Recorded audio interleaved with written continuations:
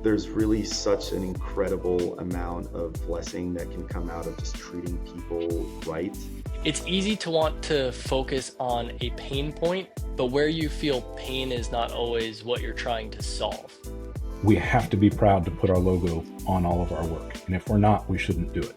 So if I go do really hard, scary things on the weekend, I come back to this thing and it seems pretty normal. I'm not going to die today doing this job.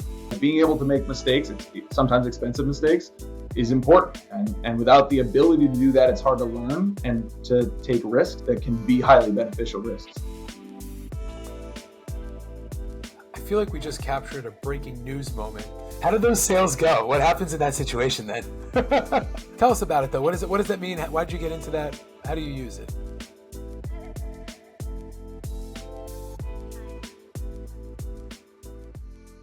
If there's one word that defines the solar industry, it's resilience. From the beginning, solar has been the underdog, fighting for its place against an entrenched fossil fuel system that had a century-long head start. While coal, oil, and gas were well established, solar had to prove itself from scratch, offering something radical, an infinite renewable alternative that could power the future more cleanly and more equitably. But proving yourself in solar has never been simple.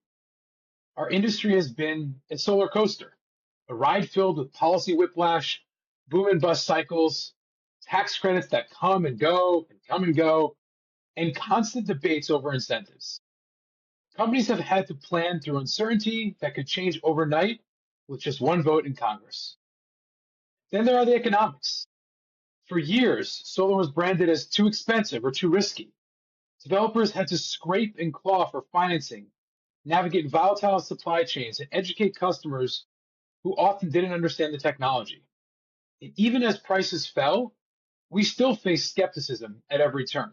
And beyond policies and markets, nature itself has tested us. Hurricanes, wildfires, floods, and extreme heat, right? The very climate challenges we're working to solve have also threatened our businesses, our infrastructure, and our people. Yet despite all these headwinds, solar is now the fastest growing energy source in the world. In the US, it's gone from less than 1% of electricity a decade or so ago to nearly 6% today. For the past 5 years, it's been the number one new power source added to the grid.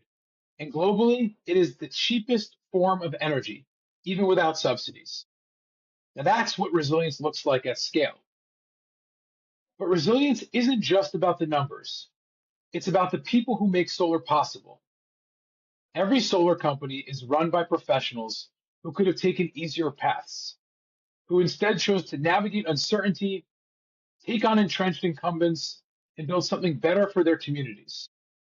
If you run a solar company, you can do almost anything, in my opinion. That's how much resilience it takes. And that brings us to today's conversation. Few stories capture resilience more fully than that of Clary Franko, the Chief Operating Officer of Sugar Hollow Solar in Asheville, North Carolina. Clary's journey has always been about persistence in the face of challenge. She began as an activist, organizing fracking in New York and training with the Green Corp. She joined SunCommon, a pioneering mission-driven solar company in the Northeast, as one of its first employees, helping to grow it into one of the most respected community-focused contractors in the country. 5 years ago, she returned to her roots in Appalachia, not really known for clean energy, to help lead Sugar Hollow. Under her leadership, they've grown to over 60 employees, installed more than 1,000 solar arrays and 1,200 batteries, and built a reputation as the region's largest locally owned solar installer. They're a B Corp, part of the Amicus Cooperative, and a model for what it means to run a solar company with a mission at its core. And then came Hurricane Helene.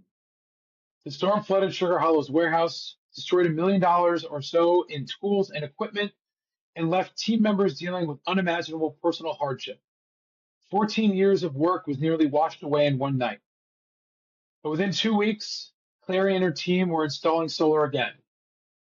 Out of that devastation, they created the Repower WNC fund to expand energy access, support disaster hubs, and help their community prepare for the realities of climate change. They turned a crisis into commitment, loss into leadership. Finally, Clary is a female in a male-dominated industry. We need more women leaders in solar, and she's an embodiment of why. That's what resilience looks like at the human scale. Clary's story is the story of solar itself, mission-driven, tested by headwinds, strengthened by community, and always pressing forward.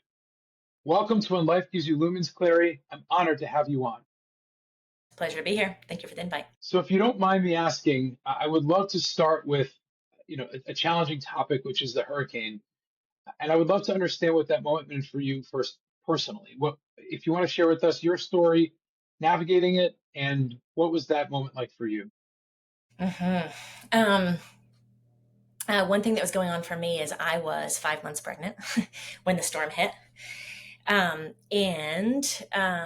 It was it was dark. It was scary. The world kind of blacked out around us. The day of the storm was not the scary day, unless you were in the actual flood path. For a lot of us, the day of the storm was we lost all cell reception. We had no communication, no power, and we were waiting to see. And so those few days after were actually when we were becoming more and more aware of what had happened around us. It was also an incredible time of community coming together, though. That's one of the silver linings of living through something like that. If you do live through it, is we bonded more deeply with our neighborhood than we ever had before. Our house specifically, a lot of folks in our neighborhood have fully electric homes. Our house has a gas stove. So we ended up putting out to neighbors, come over, cook at our house. And it was like we were camping together every evening, sharing meals, passing things around in the dark of our headlamps. Yeah, that's a little glimpse of what I was going through. How long did it take for the waters to recede for some, normalcy is not the right term to use for what happened to the city over many months, but for some form of stability, normalcy, knowledge of the surrounding area to kick in? So again, if you were right in the flood path, like a lot of those homes are not rebuilt. A lot of those businesses are still empty. For a lot of us, some level of normalcy is a tough word, but some level of that came back within about 2 months, which was when we had water back flowing to our homes. That was one of the impacts. Was the main water line that serves Asheville was damaged. It took that long to get fixed and repressurized. Wow. Talk about what happened with the company, Mm-hmm. if you don't mind. Our warehouse was down right along the Swananoa River in Biltmore Village, and water, I guess it was in about 1,000-year floodplain. We never would have imagined how high the water got. We had moved. One little blessing in there is our founder had the foresight to actually move all of our vehicles that were parked there. We had shut down for that Friday the 20th. We had shut down operations side, knowing that was not a day to be out installing on roofs. And all of our vehicles were moved up to a higher parking lot. There's a Target nearby. All of our vehicles were moved up there. So that was one really fortunate thing, was having all of those. That said, the waters reached the rafters of our warehouse. So all product was lost underwater for 24 hours or so, meaning even things that looked somewhat undamaged, depending on what they were, there's no way to use them and feel safe that they aren't going to malfunction. So modules, for example, we lost thousands. There's been some decent write-ups about some individuals' experience at the company. Talk about, if you don't mind, how the community came together, how you worked with other solar installers in the area. Once you started assessing the damage, what were the next steps going through your mind, and what ended up happening? So we got some quick advice after the storm that was, how quickly can you get back up and running? Just try to figure out how to get back on your feet. Like, as a company, we had to figure out how to be earning revenue again. And that was some of the best advice we got. And boy, community support, other company support. I'm glad you asked that. Like, yes, we had competitors reaching out to say, what do you need? Can we get you something? Can we get you something in the near term? Yeah, drive to Raleigh, pick something up. We had an Amicus member all the way out in Phoenix send us 6 batteries. Batteries were backlogged at that point. This was the Tesla Powerwall 3, and they sent us 6 so we could get started installing. Community-wise, we scheduled a couple of work days and had friends, people we didn't even really know, showing up to help clean up the warehouse. Wow. I wasn't sure if I was going to share because this story is about you. I was actually supposed to be at a wedding in Asheville that weekend. I ended up staying in Charlotte, but a lot of our family was in the city. And so we also heard from them trying to navigate around. Scantable also has an employee who lives in Asheville and described a lot of the how long it took for things to get on their feet. I mean, the fact though that people were able to come to you and provide you with resources and competition and help, like, did you expect that? Did you solicit that? What did that mean for you? No, through Amicus, yes, we solicited a little bit, send us product. But in the community, no, this was people volunteering. The first work day at the warehouse wasn't even our idea. That was actually some folks reaching out saying that they wanted to help. What could they do? Again, yeah, community came together in that time frame. Have things changed, an evolution to the mission, or, the group is now battle tested in certain ways, and do you guys look at each other differently now that you've overcome such an enormous obstacle? How has the organization evolved? Yeah, I do think that the storm made us stronger. As a leadership team, it made us elevate, get really clear on what mattered. Our founder did an incredible job through the storm, leading us. And the whole team, yeah, I think there will be those of us that were part of this team in that moment. There's going to be a closeness that we hold on to. We were back up and running within 2 weeks. Again, I've mentioned, I think it's easier to go positive in this moment, so I'm going to keep mentioning the silver linings. We were back to installing within 2 weeks. And that was possible because though we lost everything in the flood at our warehouse, we had actually already signed a contract on a new warehouse. That started on October 1st. The storm was September 27th. So had that storm been a few weeks later, we would have moved all of our product. This would have been an entirely different story. But as it was, we immediately had somewhere to start building. So we had our vendors worked with us incredibly. Q Cells was such a good supporter, as was Tesla. We had product coming into our warehouse. We were working with the local distributors, getting wire, getting racking, starting to set up shop in this new location. We were able to get a bunch of our hand tools from the old warehouse, things that are just, no electronics.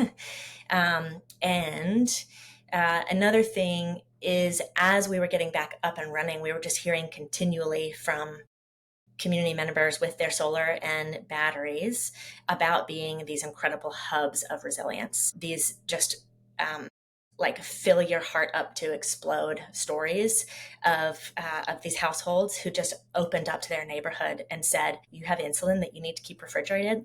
Bring it over. You need water. If they have a well pump, they were able to be water suppliers for community. Food, cooking, charging cell phones once the blackout was over. Just these incredible stories.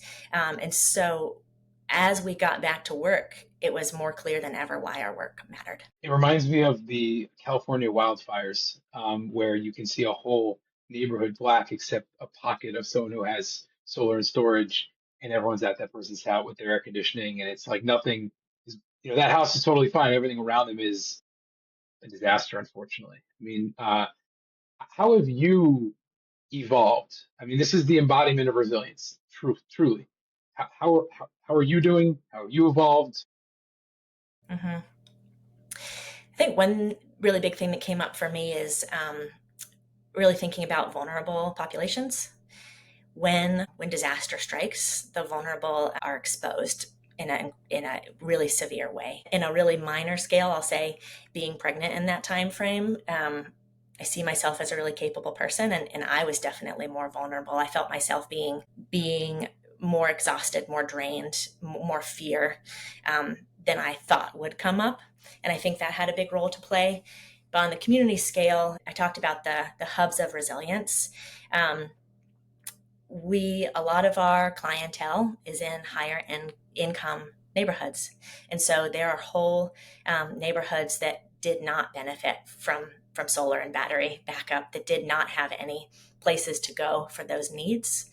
And with that awareness, we started this idea of the Repower WNC, where we want to work very specifically with some of those communities that didn't have good access in that time frame, that were really separate and struggling to install small battery and solar systems in those areas, so that if and when disaster strikes again, those communities will have places to turn.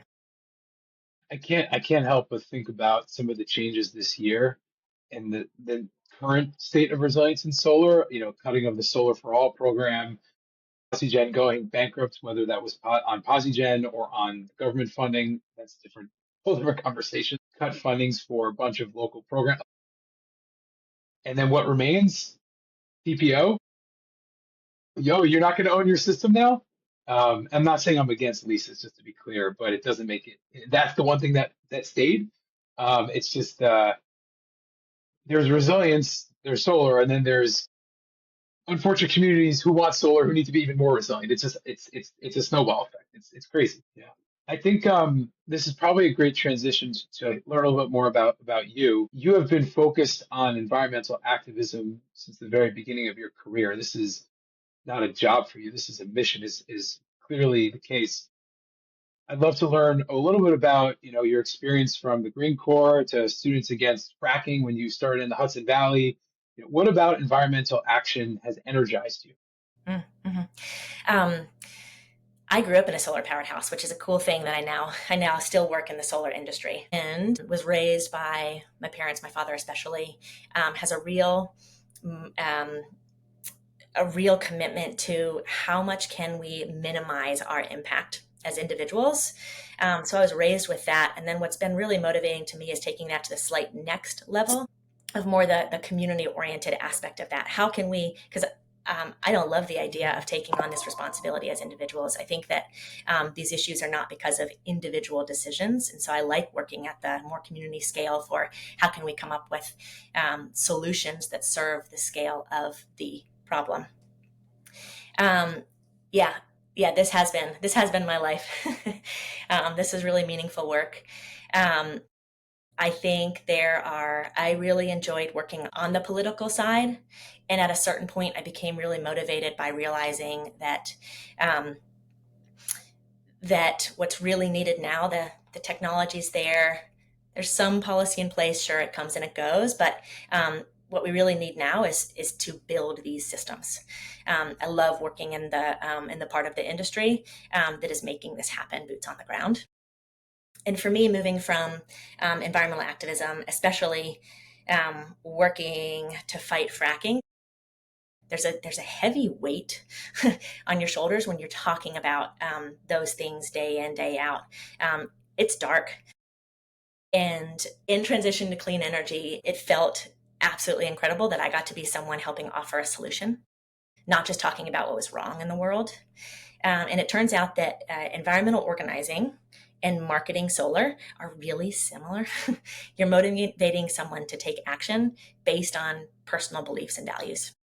So that was a really clean transition. I'm going to go further here, which is, fighting fracking is no small feat, right? There's one thing to talk about how amazing solar is and to rally people around going green, but what was it like to be in the trenches of going against fracking, especially in New York, where you had all of the success of fracking in Pennsylvania from a industrialization perspective, not from a clean water perspective, but the Marcellus Shale and people getting massive wealth from land leasing and all of that, to saying, no, we still don't want that here in New York. We're going to go with some nascent solar technology 15 years ago. What was that like for you? Mm-hmm. Boy, getting that moratorium on fracking passed, was that 2011? I don't know. That was such a big deal. So in New York, we were able to point right over the border to Pennsylvania at how damaging this had been. Again, it was heavy. These were real people sharing their stories about what it was like to have their land ruined by fracking, to have dirty water flowing through the pipes in their homes. And one thing coming from Appalachia, coming from this region, one thing that New York really has is there's a lot of influence there. That was a much easier fight there than I found it to be in places, like Appalachia, that don't have the same economic, education, bigger influences, celebrities, just to tell the story. Mark Ruffalo was one of our big partners on anti-fracking in New York. We had all kinds of, Yoko Ono was also, we had all kinds of these big names coming out, helping make it the popular thing to be against fracking. Can you talk a little bit about where you're from and what that community has gone through, both as an economic center or as a community, but also from an energy policy perspective? Mm-hmm. Ooh, where to go? Yeah, this region has a long history with energy. We have been supplying energy for a really long time. The transition to a more automated, a more mechanized way of getting coal out of these mountains has already lost a lot of jobs. And then the movement away from coal toward clean energy makes that worse. So I love being a part of repowering, bringing people into this workforce where we really want this region to also be a hub for clean energy. It's amazing because there is such hardworking people in Appalachia who have spent centuries powering America's industrial movement. I mean, if you look at, I know Appalachia isn't really necessarily Pennsylvania, but if you really look at that corridor, that expands across the Appalachian Trail and then expands out throughout the Midwest, I mean, the natural resources are enormous and the landscape is beautiful, and the people are working their asses off and always have had that feisty and resilient culture. And whether it's been technology and or the evolving landscape of our energy approach, there's obviously been a shift away from economic vitality in the area. And so to be at the forefront of understanding what it's like to know people who are going through that transition, but then how solar can offer an alternative. Do you think that that's viable at scale for Appalachia? And that's something that there's enough momentum to do quickly? Because I think when we talk about job transitions, I like to think about, let's say a factory moving out to, because of globalization. And everyone always says globalization is good, it lowers prices, which I think, generally is the case. However, that takes decades to trickle in. And it takes decades for regions to revitalize and to find its next, opportunity. And some regions really take centuries. I mean, if you look at like upstate New York, for example, that belt along, I think it's 90, whether it's Rochester where Kodak was from, or Syracuse where there was other industries, and go across the road, like those are some of the most, and they're great places. I've been many times. I love going up there, but those are some of the greatest population declines in the 20th century. And so, sure, globalization is great for society, but for families, it can kind of suck. Do you see momentum occurring through the work that you guys do, the great work of Solar Holler and other advocacy groups, to make Appalachia an energy hub for the future, maybe around solar or other technology? Mm-hmm. Yeah, I absolutely think it's one of the solutions. Have you heard this region being called the battery belt these days? I haven't heard that, although I do recall that there was, I forget which city Obama was trying to push. He was doing like applied materials in Raleigh, and there was batteries in Youngstown, and there was these hubs that he was trying to create. And I actually thought it was one of the most understated policies of his first term that had so much potential. But I haven't heard that term necessarily. I'd love to hear more. Wait, I feel like I see Google alerts for new battery, in say this region popping up all the time, or excuse me, new battery factory. So Tennessee, Kentucky, all through this region, there are at least battery manufacturing is beginning to happen here on a pretty big scale. We now get our solar modules, Q cells, we get them from Dalton, Georgia. It's less than 4 hours away. So we absolutely do see not just 60 plus people we employ, but through our supply chain, there being ripple effects of bringing economy back to this area. What's driving that? Do you think it is the tariffs, or domestic policy? Like, what's really behind the rapidness that's coming? Yeah, I do think that the domestic content policy has spurred investment locally. So then how do we justify cutting of the ITC, or is that two separate ideological camps there? How do we justify? That's a loaded question. Yeah, I think we always knew that the incentives were going to go away, right? The bad policy in this is how fast it happened, that we weren't given a runway. But maybe there's a world in which this makes our industry stronger because we're going to be standing on our own 2 feet faster. Yeah, I could agree more. In some ways, if you look at a lot of sales commissions and or financing, a dealer fee, it's in that 20 to 35% range. You can look at it right there, but it's the lack of a glide path that I think is going to be very scary for us next time. Yeah, and exactly all throughout the industry, we're going to be asked to shave off bits here and there wherever we can, and the whole goal is accessibility. So us all working on that same team, I have hope. We're going to get there. I mean, going back to your comment about serving underserved communities, lowering the price really benefits them in a major way if we can get there to a point where it is accessible. So maybe, what Germany is 50% less expensive on a price per watt, and they've been doing it for longer than we have, but not much longer. Solar resources are closer to like Maine or Canada, So there's obviously things that we can do here on the capital formation side that can work. I'd love to learn how community organizing plays such a vital role to marketing and growing a solar business, because your roots are really in that grassroots formation, right? Anti-fracking and galvanizing people, and now you tied it into marketing. What does community organizing look like at a solar company, and how does it help grow a business? Yeah, the first thing that comes to mind is what other for-profit has volunteers, right? How does that work? And that's one thing that being a mission-driven solar company, using a community organizing approach, which is very, very focused on working with people with real experiences.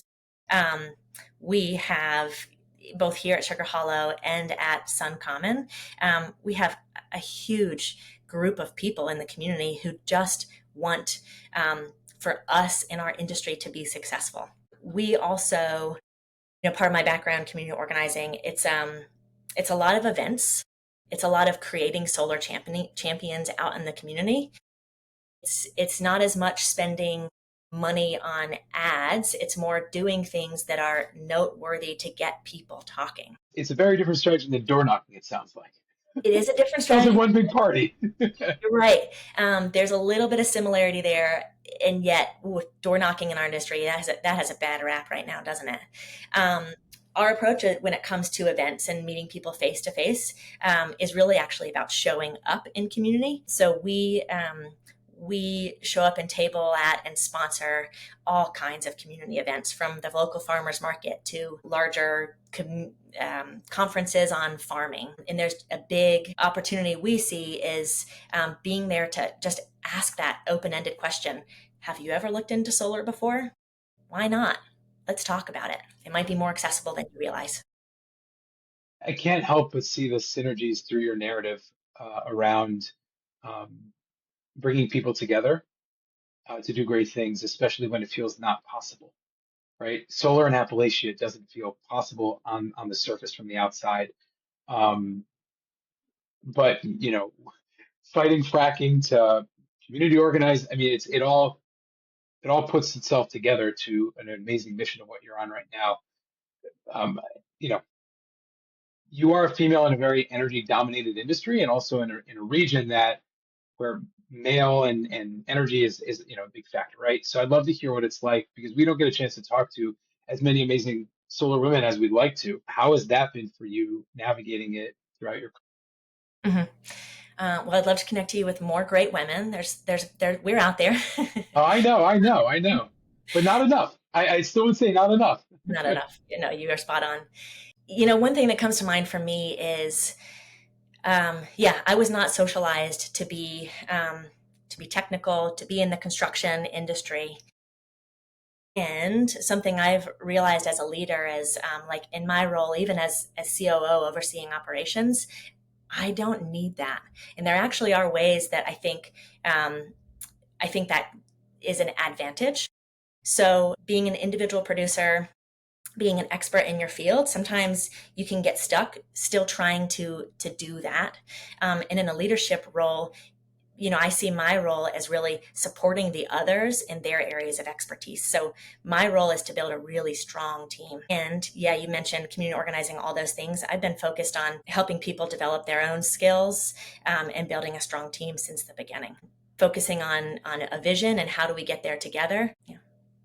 That's awesome. I was talking with another Amicus operations leader, and she alluded to some of the challenges of growing in this industry. And obviously, this is very company specific, but we have heard stories around as a female, I have to come with the data. I can't just use my gut.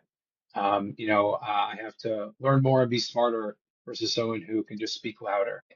But just curious if you've experienced things like that, maybe not at Sugar Hollow, but just broadly with how people interact with you. And yeah, absolutely. Right. Our industry is incredibly both white and male dominated.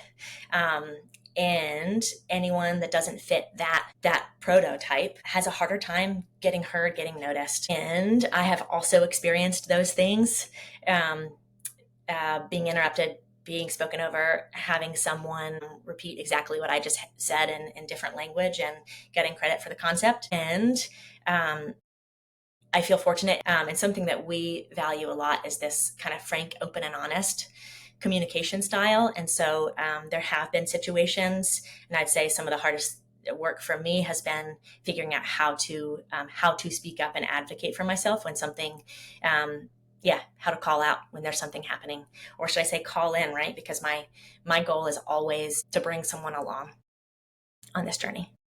I've really seen women I've worked with, especially women who are in the roles that are just very much not typically held by women, tend to, it either doesn't work out, they don't feel seen, they don't feel heard, and they move on, and that's where we've lost, and it's really sad. Or they tend to actually rise really quickly. And I think that's part of what I was getting at with some of what I shared at the beginning around sometimes not being in the role you were socialized for means you bring that thing that nobody else does, and you can really stand out for that. So that's what I'm looking for, right? Is what is this person bringing, and how can I help? How can I see it, even if they don't see it themselves? How can I help them grow? As Scanify has grown more into offering design softwares for salespeople, we've gotten to meet a lot of individual sales reps who are women, and they are the rock stars on their teams. Not even just the numbers, but how they approach their craft. And so it's there's something we can learn from everyone. I think it's a good takeaway. I'd love to learn more about Sugar Hollow, right? So the group's been around for 15 years.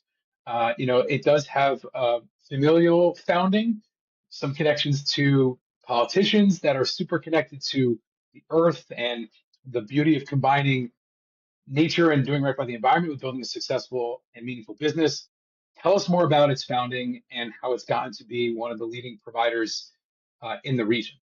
Absolutely. Yeah, you're right. This is our 15th year. We just had our anniversary party 2 weeks ago, and we were founded by two cousins, born and raised in Fairview, which is a kind of used to be very rural town right on the outskirts of Asheville, from a farming family. And these two folks, our founder, Doug Ager, still runs the company. He's our CEO, has a construction background. And so he likes to think of kind of one step ahead of the other, is how we build a great business. And so unlike, I think, a lot of companies that get startup capital and come in with this big idea, Sugar Hollow was really founded starting with a tiny team who knew some things about solar and could install 5 systems a year, and then really, really slow and steady, really sustainable growth ever since. It's really interesting working for a company that most people have some familiarity with this family, the founders. You mentioned the political angles, and there's a lot of really respected businesses started by different family members in this region. So one thing that I think it's held Sugar Hollow to really, really well is we know that we always have to do good work. If anything were to go wrong, which things go wrong all the time, right? But the key there is we fix them.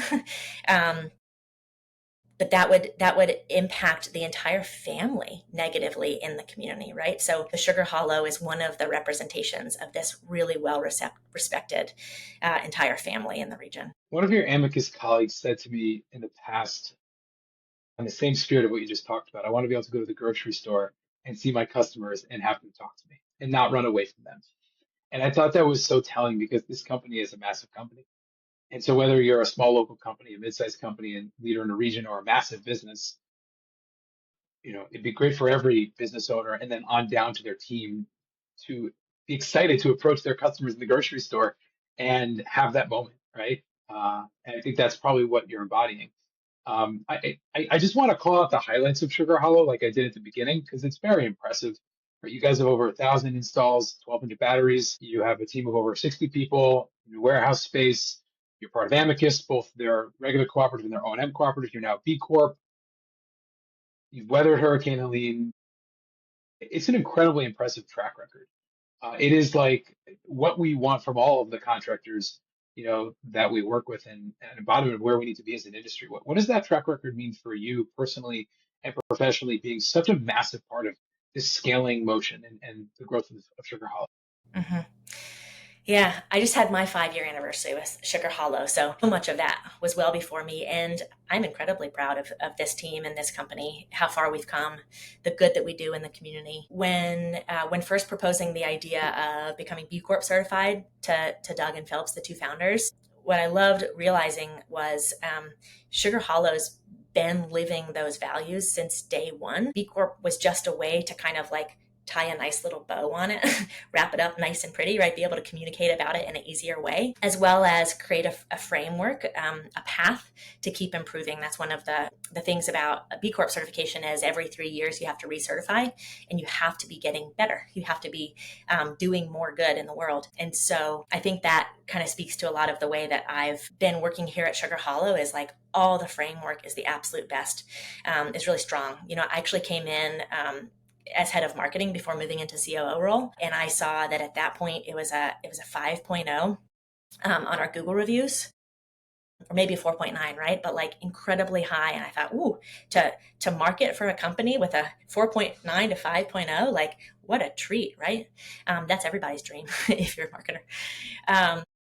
I think a lot of these last few years at Sugar Hollow has been really about turning a great foundation into something that could scale a bit more.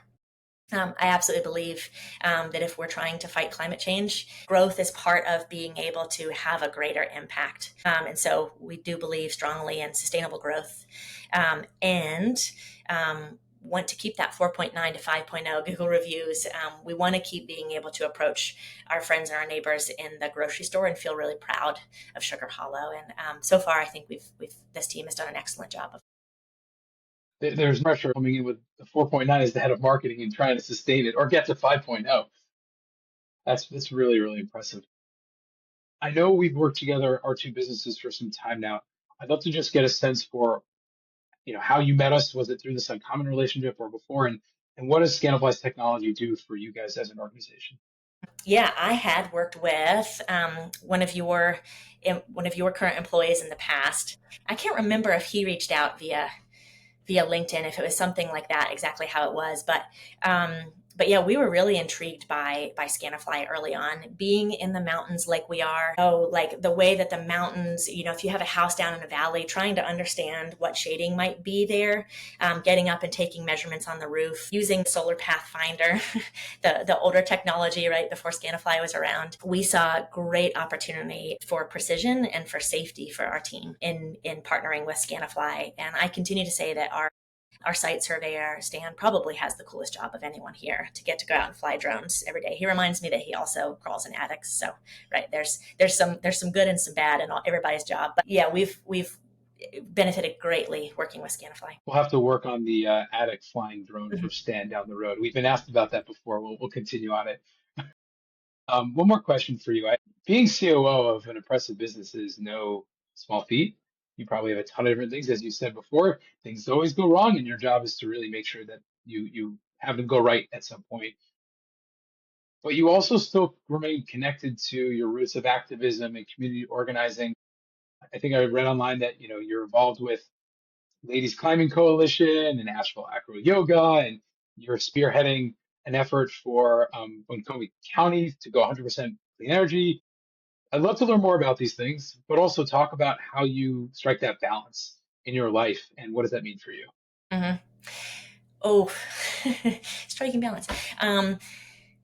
We recently talked at Sugar Hollow about when we are working into the evening, what would it be like to actually send those messages instead of sending them in real time? We believe in work-life balance, and I know that has to start from the top. We have to both be doing a good job and setting boundaries so that we can survive in our jobs. We can have sustainable roles, and we want to model that throughout the company. So yeah, that comes and goes.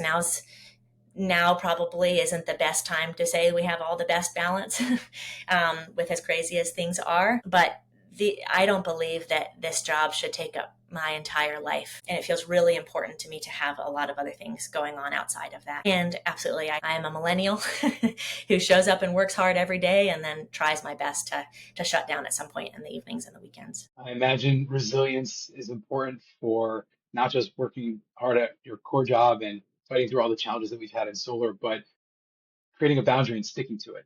That discipline and persistence to be resilient, to not work all the time. I know I really struggle with it. It sounds like that's something you're working on too. Thank you so much for joining us. This time flew by. Your story and your organization's story is the ultimate embodiment of our industry of solar. And hopefully, just like you've continued to grow and thrive, and so is your business, I'm hopeful that solar will too. And so from fighting fracking and always being an advocate for our industry, especially people who can't access the great things we're working towards, to building an amazing business like Sugar Hollow. Thank you for all that you do, and thank you for sharing that with us, Clary. Thanks so much. Thank you so much, Jason.